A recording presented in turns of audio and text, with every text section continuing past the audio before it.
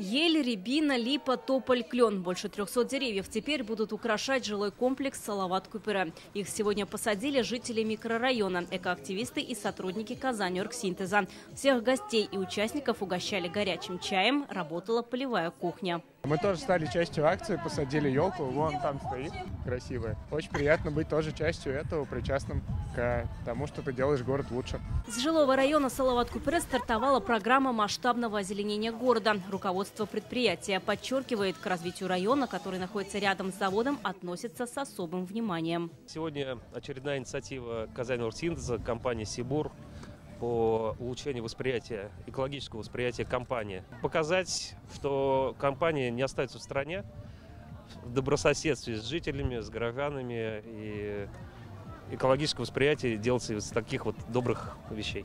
Программа «Зеленая формула» направлена на снижение климатического воздействия. Татарстан в этом году стал одним из 5 субъектов, где Сибур высадил деревья.